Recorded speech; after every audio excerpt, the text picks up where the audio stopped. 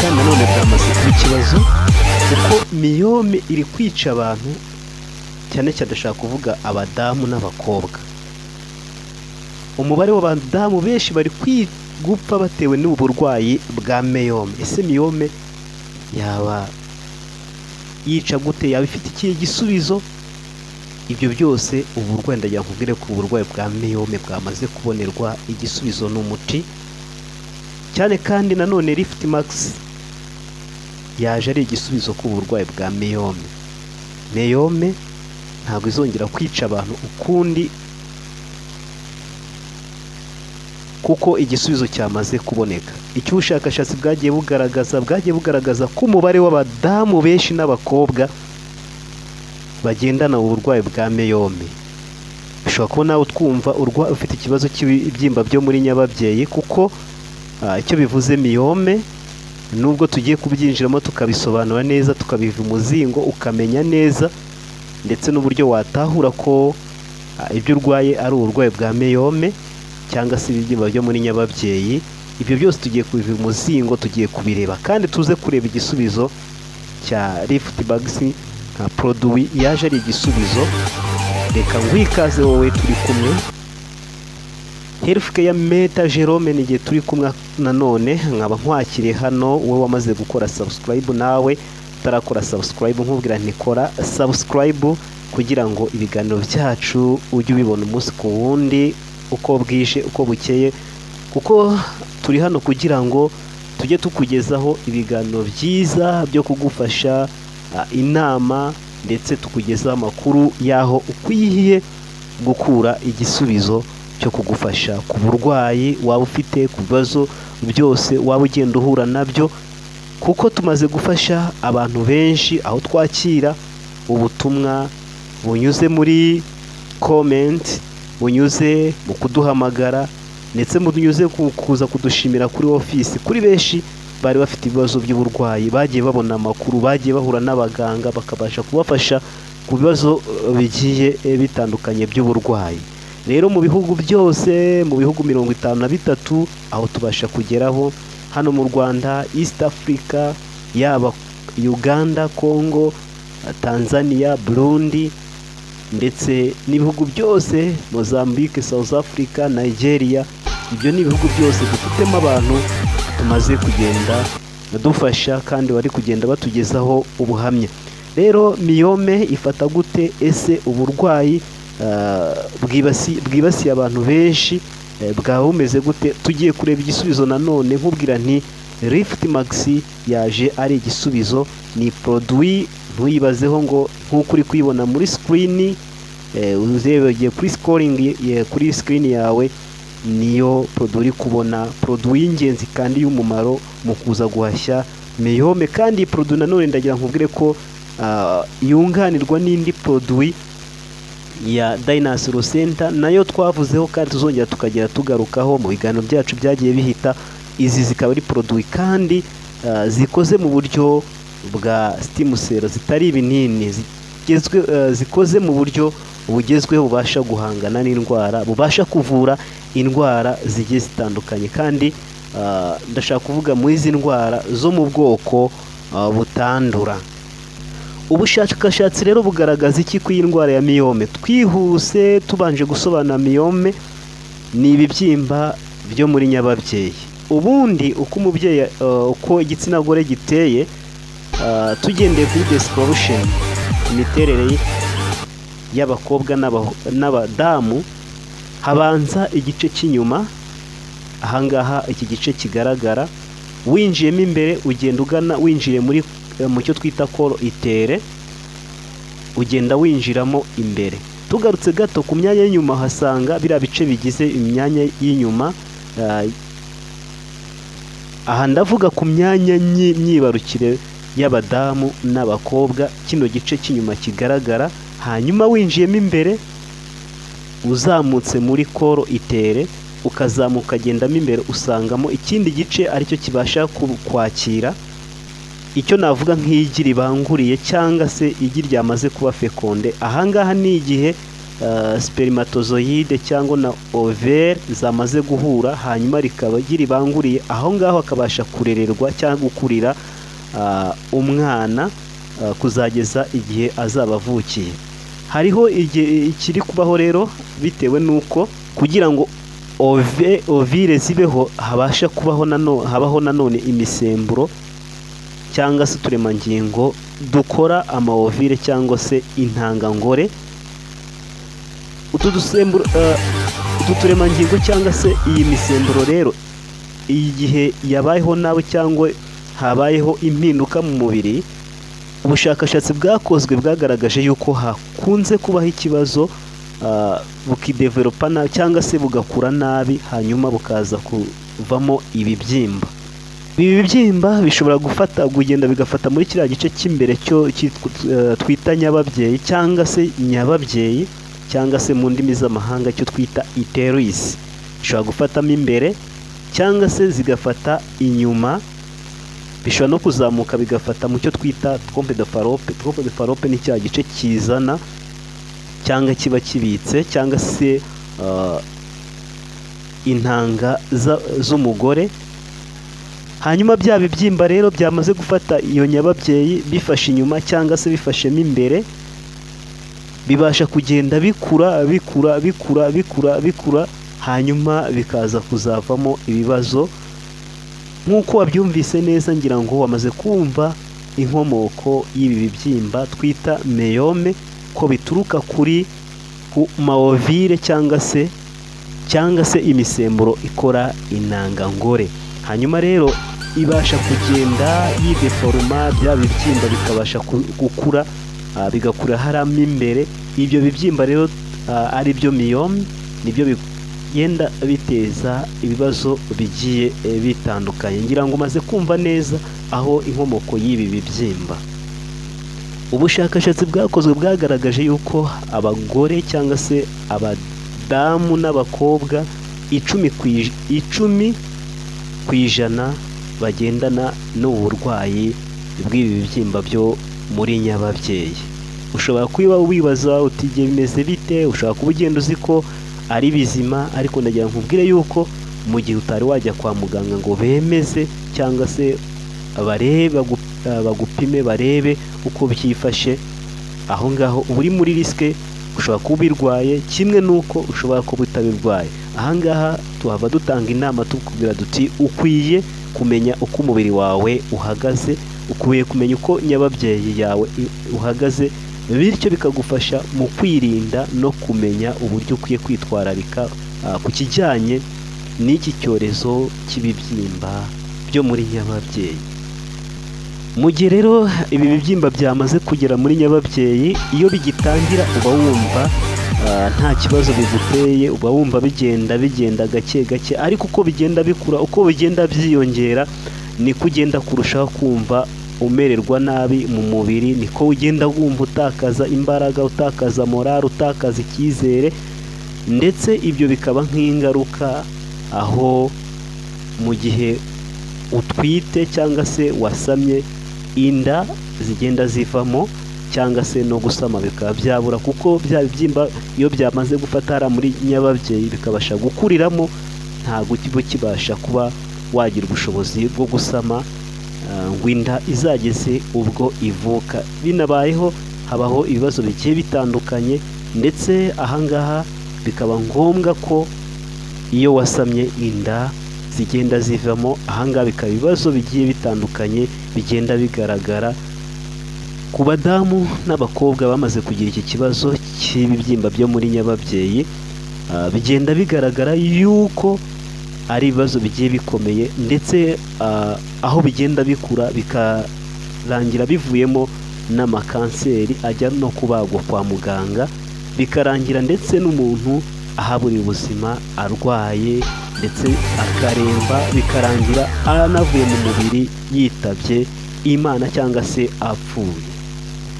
Ku mumama cyangwa se umukobwa wamaze kurwara ibibyimba byo muri nyababyeyi, birumvikana mu ngaruka zigaragara, mu bibazo akunda guhura nabyo ni ukwiheba, ni ukubura, ni uguhangayika, gira ibitekerezo byinshi ndetse bituma atabasha gukora kugira ngo agere ku iterambere cyangwa se ngo agire icyo abasha kugeraho. ndagira nkubwire yuko utari wagana kwa muganga ukwiye kwihutira kugera kwa muganga, ndetse ibingibi bigaragara cyane ku bantu bakiri batoya mu myaka iri munsi ya menopause, munsi ya mu myaka 55, aho ngaho ukwiye kujya kwa muganga bakamenya uko bihagaze, uko bimeze. Mu gihe bigaragaye yuko wamaze ko wagize ibibyimba byo muri nyababyeyi, ugatangira kwivuza, ugatangira ndetse gufata uburyo bw'inama, kuko hari abaganga, hari inzobere baba bazi icyo gukora ndetse no kukugira inama kugira ngo uburwayi cyangwa se ibibyimba bidafata intera ukarinda uhaburira ubuzima. ndagira nkubwire yuko mu gihe ufite iki kibazo igisubizo cyamaze kuboneka, nicyo tugiye kureba mu kanya, kibasha kugukiza, kibasha kukuvura bya bibyimba byo muri nyababyeyi, kibasha kuringaniza ya misemburo, ibyo byose bikagenda bikajya ku rugero ruhagije rukwiriye. Ibyo byose bigakuraho za ngaruka, bigakuraho bya bibazo byo kuba wabura ubuzima mu gihe gitoya, bigakuraho za ngaruka zo kuba wabura urubyaro, kandi ari ibintu bikenewe kandi cyane. Iki gisubizo nta kindi nk'uko twabimaze kubivuga, nk'uko watangiye ubibona muri screen yawe, ni igisubizo, ni product ya Liftmax. iyi ngiyi nk'uko twabirebye, twabonye ko inkomoko y'ikibazo cyo ibibyimba byo muri nyababyeyi cyangwa se miyome bituruka ku misemburo iba yagiye yahindutse cyane. ndagira nkubwire ko iyi produit ikije kumara cyangwa ikibije kumara ni ukugira ngo ize ihindure byinshi mu mubiri wawe. Ese reka turebe nanone iyi produit ubundi ni bwoko ki, ije kugufasha, ije kuba igisubizo ku bibazo, kuvura iki kibazo cy'ibibyimba byo muri nyababyeyi, ndetse ije kugufasha byinshi. ndagira ngo aka kanya twongere dufate akanya, twongere turebe, twige iyi produit, turebe neza igisubizo, ndetse mu buhamya iri kugenda itanga ku bantu batuye isi, kuko ari produit ikoranye ubuhanga, ituruka muri Amerika, yaje ari nk'igisubizo kandi izahindura byinshi, kuko yamaze kwemerwa ku isoko, gukoreshwa ku isi, kugira ngo ibe igisubizo ku ibibazo kw'aba badamu, kugabanya izi mfu ndetse no gukuraho mu buryo bufatika impfu z'abadamu n'abakobwa bari bari kwicwa n'ibibazo byo muri ibibyimba byo muri nyababyeyi. Ni igisubizo cyiza, produit ya Liftmax nk'uko noneho uyibona. aka kanya nakubwira ngo wamaze kumenya iki gisubizo cya produit ya Liftmax, ukamenya uburyo ugomba kuyikoresha, wamaze kugana abaganga, bamaze kukwandikira, bamaze kugusuzuma, bakabona uko byifashe mu mubiri wawe, ndagira nkubwire ko igisubizo cyaje kandi ari ingenzi, Liftmax. iyi Liftmax rero yaje ari nk'igisubizo ku buzima bwawe, kugira ngo wowe mudamu, wowe mukobwa, ikurinde kugira ngo ugire aho wahurira n'ibibyimba byo muri nyababyeyi, ibashe gufasha umubiri wawe, by'umwihariko izakora no ku mabere yawe.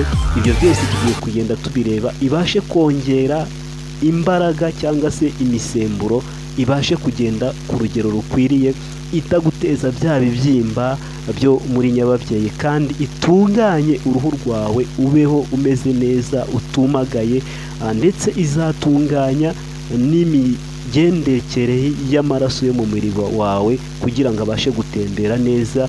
abandi babandi mwumagaye, abadamu n'abakobwa bumagaye, batagira libido cyangwa amavangingo, ibyo izabizamura bibashe kuba buri ku kigero gihagije. ni produit ya Liftmax ije kurwanya ibibyimba byo muri nyababyeyi, ije kuringaniza imisemburo nk'uko ugenda ubireba. ikaba ifite ingredients cyangwa se ibiyikoze by'umwimerere, bitagize aho bihurira n'imvaruganda. produit ya Liftmax akaba ari produit nziza ndetse ikabije kuvura indwara, ikabije gukuraho ibibazo by'ibibyimba byo muri nyababyeyi. Ikindi nakubwira ni produit ikoze mu buryo bwa stimsere, itari ibinini, itagoye mu gufata. Abantu mutinya ibinini, iyi produit muzabasha kuyikoresha mu buryo bwiza kandi buzatanga umusaruro.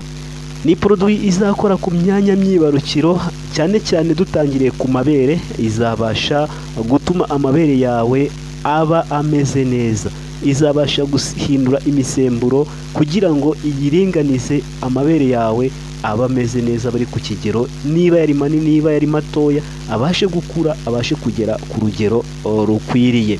Icyo ni ikintu cyiza izabasha gutanga, kandi nanone izatuma amabere yawe akura agere ku kigero gikwiriye. Hari ubwo usanga hari abamama cyangwa se abakobwa bafite amabere ari mu kigero kidakwiriye, donc afite ikibazo cy'anomali. Ibi byose iyi produit ije kubihindura kandi ije kubikuraho. ku batangiye kuyikoresha ngira ngo ubuhamya bwamaze kugaragara ko iki ari igisubizo ku mabere, ndetse kuri babandi batagira amashereka kubonsa, iyi ngiyi nayo iyi produit yaje ari igisubizo kugira ngo wowe wonsaga utagira amashereka yongere kuza, wowe byari byarapapanye byarabaye nabi, ni ukugira ngo ibi byose byongere kugenda neza. Ni produit kandi nanone izabasha kongera amarumone cyangwa se imisemburo y'umubiri kugira ngo umubiri wawe wongere gukora neza, bya bindi bitagendaga neza bigende neza. Ndetse izaza yongere guhindura uruhu rwawe, niba wari wumagaye, niba wari ufite rutagiraga ububobere, niba wari ufite ibintu by'iminkanyari, ibyo byose biveho, usigare usa neza, usigare umeze neza, kugira ngo aho unyuze hose bajye bakwishimira kandi yongere kugutera igikundiro bitewe n'uburyo uzaba ugaragarira buri muntu wese ukureba, yaba areba physical appearance yawe, imikorere yawe, imimerere yawe, uburyo ubwiza bwawe. Ibi byose iyi produit ya Lift Max ije kubikuraho, ariko yunganira no mu gice cy'imbere, igenda itunganya ikurinda kuba wagira ingaruka za bya bibazo by'ibibyimba byo muri nyababyeyi, za miyome. Ibyo byose izabyerimina bibashe kuvaho, ubashe kuba umerewe neza cyane. Mu gihe amaraso yawe adatembera neza mu mubiri, amaraso azabasha gutembera neza mu mitsi, abashe kumva uguwe neza. Hanyuma kandi izongera ububobere mu gihe cy'imibonano mpuzabitsina, libido de la femme cyangwa de la fille, mwongere kumva mufite amavangingo. Ndagira mabwire ko abadamu, abo twikunze kwita ba Mukagatare, iki ari igisubizo cyiza kugira ngo mwongere kubaka ingo zanyu zongere kuba zimeze neza. Hehe n'ibibyimba byo mu nyababyeyi, hehe no kubura amavangingo mu gihe wakoresheje iyi produit ya Lift Max. Rero ndagushishikariza kugana muganga, ndagushishikariza kugana inzobere, abaganga. Uganye ikigo Healthcare Medicine baragufasha kugira ngo ubashe kubona igisubizo, ubashe kubona uburyo, ubashe gukira indwara, ubashe kumererwa neza, ndetse babashe kukwigisha uburyo iyi produit ya Lift Max ikugeraho ukabasha kuyikoresha. Ibi byose nta handi uzabikura uretse kuba wabikura muri Healthcare Medicine. Ndetse utarakanze subscribe kuri Tumenye TV, ahangaha byakubera ingorabahizi, kuko kubona amakuru byakugora, kandi udafite amakuru burya ntacyo uba ufite, kuko amakuru ariyo ingenzi. Rero ndakubwira we mudamu, umukobwa udafite libido zawe zitameze neza, amavangingo, uri sécheresse, uri Mukagatare, iyi produit ya Lift Max yaje nk'igisubizo kuri wowe kugira ngo igufashe ibyo byose bigende bimere neza kandi mu buryo bukwiriye. Ni produit nakunze nanjye ubwanjye nyibona nkiyifata mu ntoki. Ni produit nabashije kubonera ubuhamya, nabonye benshi yavuye njye nkubwira ndimo hano. Ibi ngibi ndabivuga kuko nabibonye, kuko nabonye nakiri ubuhamya bw'abantu bagiye batandukanye, komenti ngenda mbona ku bantu bakoresheje ino produit, kuko ni produit abantu bo bihugu 53 bari kugenda bakoresha kandi yamaze gutanga umusaruro. Ikindi kandi cyakomeje kugenda gitangaza abantu, kandi abadamu n'abamama bakomeje kugenda bishimira, ndetse abagabo babo bakongera kwishima no kunezerwa, ni uburyo iyi Lift Max yabashije gutanga umusaruro ku kibazo cy'ububobere, cyangwa se icyo twakwita liquide vaginal, cyangwa uburyo igenda ibyameliora cyangwa se ituma byongera kuzamuka bikagenda bijya hejuru. Iyi ni produit nziza, kandi byagaragaye ko cyane cyane ku cyo twabimburiyeho twagaragajeho mu kubaransinga cyangwa se mu gushyira ku murongo imisemburo y'abadamu ibikora neza kandi mu buryo bwa nyabwo, bigatuma umuntu wari ufite cya kibazo cya bya bibyimba rwose bigenda bimera neza mu buryo bufatika kandi mu buryo bwa nyabwo.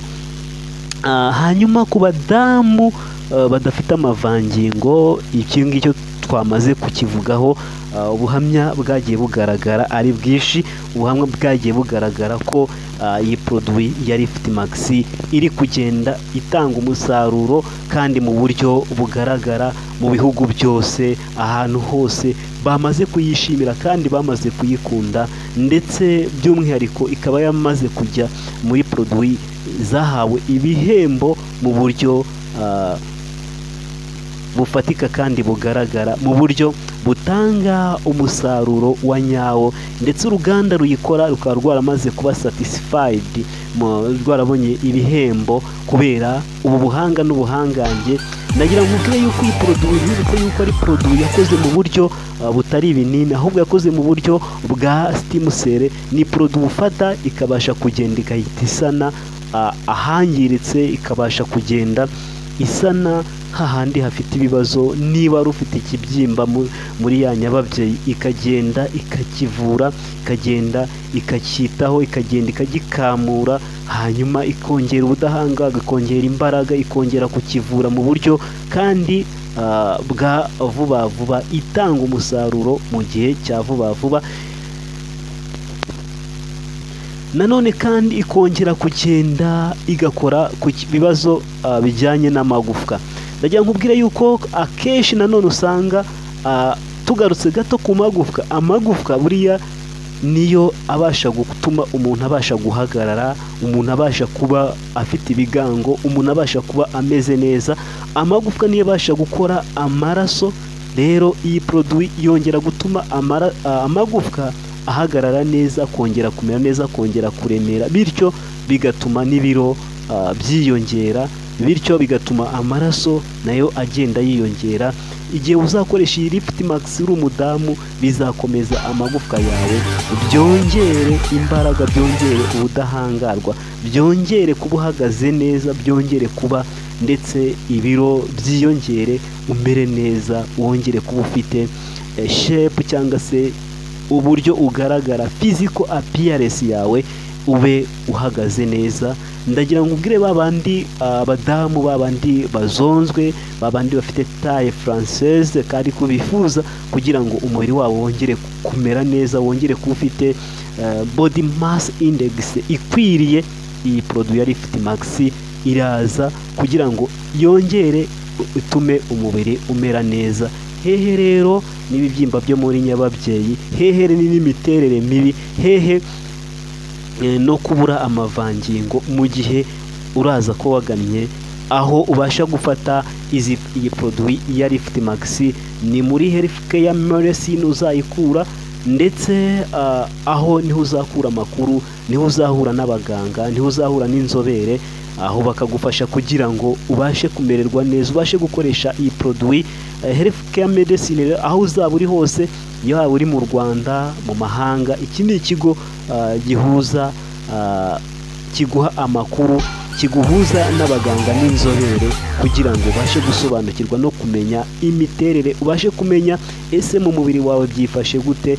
N'ahandi uzakura amakuru rero ni kuri Tumenye TV. Nanone waramaze gukora subscribe, waramaze gukora share, warakanze like, warashishikarije abantu kumenya amakuru, aho ngaho tuvuga ko uri intore kandi uri mu mujyo umwe natwe, kugira ngo twongere dutume abantu babasha kumenya amakuru, igihugu cyacu cyongera gutera imbere, amahanga yongera kudusanga adushakaho ibisubizo, ubutore bwongera kuba ubutore, kandi ijabo ryongera kuduha ijambo kubera ubuhanga, ubushongore n'ubukaka bwo gufasha abantu benshi, ubutwari ndetse no gutwaranira kugira ngo igihugu cyacu cyongere gikomeze kugira ijabo n'ijambo mu ruhando mpuzamahanga. N'ahandi rero ibyo byose wabikura, amakuru meza, information nziza, n'ahandi wabikura ni hano. Ugomba kuhaba, ugomba gukanda subscribe, ugomba gukora ibishoboka byose kugira ngo tujye tubana umunsi ku wundi.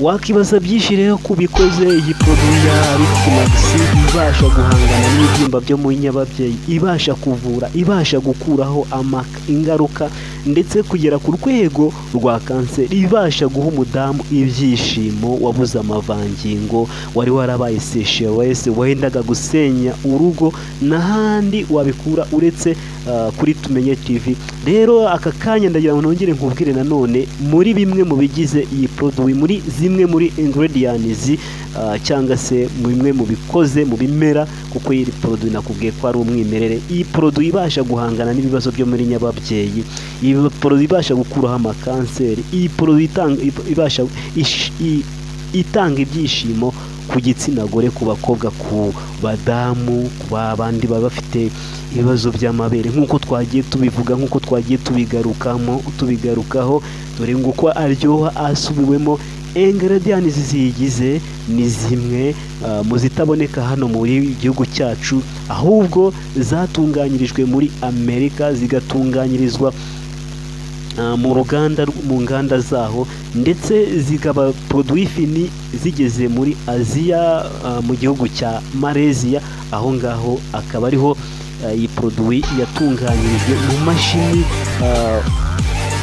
kandi igakorwa mu buryo bw'umwihariko, mu buryo buri naturere, bagendeye ku bibazo ndetse n'ubushakashatsi bwari bwakozwe kuri ibi bibyimba by'abanyababyeyi byagendaga bimara abantu, byagendaga byica imbaga nyamwinshi, bigakorwa kugira ngo baze barwane nabyo, kugira ngo byongere bihinduke. Nk'uko twabibonye, abadamu 10% ko baba barwaye ibi bibyimba byo muri nyababyeyi. Rero mu mbaga nyinshi y'abadamu, abagore, usanga ari ibibazo byari bibayeho, ariko nanone kandi igisubizo kikaba cyamaze kuboneka. Riftmax product ikaba ari produit nziza ibasha kuringaniza bya bibazo byose. Ibi byose rero ibi ngibi ibikora bitewe n'uko harimo byinshi muri ingredients ziyikoze, mu bushakashatsi bwagiye bikorwa mu bimera bigiye bitandukanye, muri soja y'umwihariko iri kimeza, harimo les algues rouges. Izo nazo ni produit uzasangamo ibyo twita ambrose, angenia. Izo ni ibimera utabasha kubona no hano muri Afurika, byagiye biba extrait cyangwa byagiye bikorerwa ubushakashatsi, bigahingwa hariya muri kiriya gihugu cya Amerika.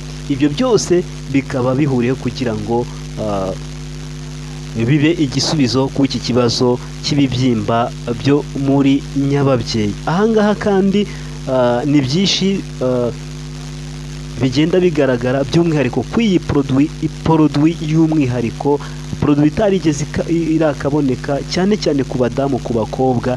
Iyi ni produit y'igisubizo cyawe ku mavangingo, ni produit y'igisubizo cyawe ku bibyimba byo muri nyababyeyi, ni produit y'igisubizo kuri bya bibazo byose, kandi nanone by'umwihariko itazagira ingaruka mu gihe wayikoresheje, izabasha kukuvura kandi ikabasha kukurinda, kandi ikabasha kuguha bya byishimo wari warabuze, izabasha gutuma utazongera kuba sécheresse, izabasha gutuma wongera kugira amavangingo ukabasha gushimisha umutware wawe.